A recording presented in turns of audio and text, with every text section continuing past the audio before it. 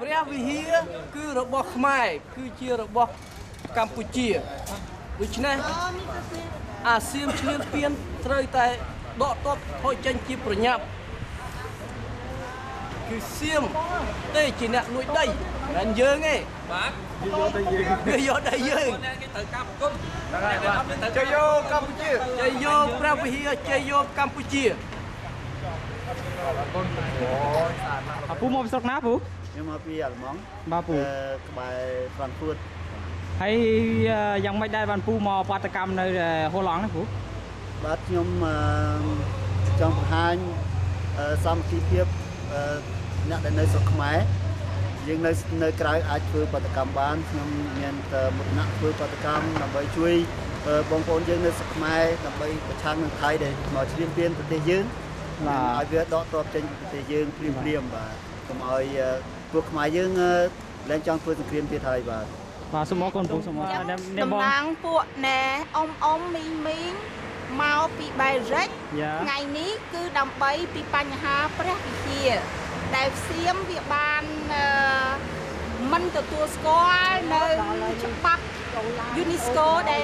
លយើងបាន agreement ជាមួយនឹងរដ្ឋាភិបាលខ្មែរនិងរដ្ឋាភិបាលថៃពីរឿងបកគលព្រះវិហារទៅជារបស់បេតិកភណ្ឌអង្គការសហប្រជាជាតិប៉ុន្តែសៀម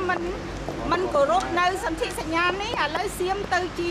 ចោទប្រកាន់ថាព្រះវិហារជារបស់សៀមហើយមិនតែប៉ុណ្ណោះវាសៀមវាបានចូលមកឈ្លានពានទៅលើព្រំប្រទល់របស់ខ្មែរទៀតដូច្នេះយើងធ្វើនេះគឺមិនមែនមកបង្កសង្គ្រាមជាមួយសៀមទេប៉ុន្តែធ្វើឲ្យសៀមសុំគោរពនៅកិច្ច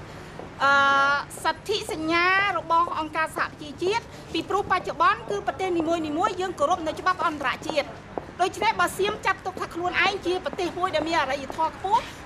មានការយល់ដឹងពីបញ្ហាទំនាក់ទំនងឌីប្លូម៉ាទិកល្អត្រូវតែគោរពច្បាប់ប្រជាជនខ្មែរ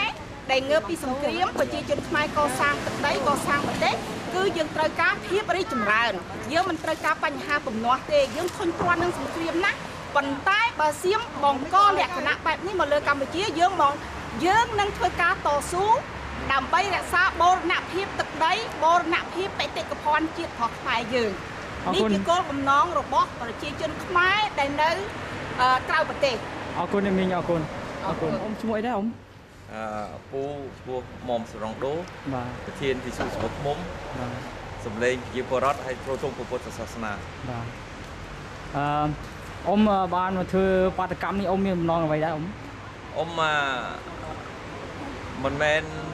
បាតកោទេគឺអ៊ំជាអ្នកសារព័ត៌មានបាទអ៊ំសប្បាយចិត្តបានធ្វើដំណើរមកប្រទេសហូឡង់ហើយធ្វើបទសម្ភាសន៍អំពីឆន្ទៈរបស់បងប្អូនខ្មែរយើងនៅហូឡង់ក៏ដូចជានៅប៊ែលហ្សិកនៅស្រុកអាល្លឺម៉ង់ហើយក៏ដូចជានៅកាណាដាហើយនៅប្រទេសផ្សេងៗទៀតដែរពូដែលជាអ្នកសារព័ត៌មានដែលពូតាមដានរឿងហ្នឹងពីដើមរហូតមកដល់ពេលនេះតើពូគិតថាអនាគតទៅបញ្ហាហ្នឹងវាខ្លាយទៅជាយ៉ាងណាដែរពូជាអ្នក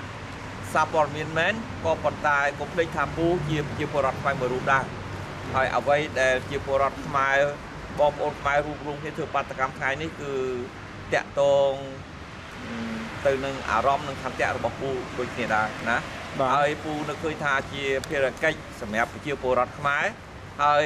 ជាភារកិច្ចសម្រាប់រដ្ឋាភិបាលយើងមានភារកិច្ចខុសគ្នាប៉ុន្តែយើងកំពុងតែធ្វើភារកិច្ចតំណាងប្រជាពលរដ្ឋខ្មែរនៅបរទេសហើយជាការល្អណាស់ពូមានអារម្មណ៍មួយរំភើបដែលអាចជំរុញទៅដល់រដ្ឋាភិបាលឲ្យធ្វើកិច្ចការរបស់រដ្ឋាភិបាលដូចជាធ្វើពាក្យប្តឹងមកទីក្រុងឡាអេនឹងតាមច្បាប់ដើម្បីឲ្យគេដោះស្រាយយើងតាមច្បាប់ពីព្រោះរដ្ឋាភិបាលសាកល្បងជាច្រើនដងណាស់ហើយដើម្បីជៀសវាងអំពើហិង្សាប៉ុន្តែទោះជាយ៉ាងណាក៏ដោយយើងឃើញហើយមានយោធាយើងស្លាប់ទាំងសងខាងហើយឃើញថាដែលថាជៀសវាងអំពើហិង្សានៅតែមានអំពើហិង្សាហើយដូច្នេះមានតែផ្លូវមួយទេដែលយើងអាចទុកចិត្តបានគឺតាមផ្លូវច្បាប់ណាបាទសូមអរគុណសូមអរគុណ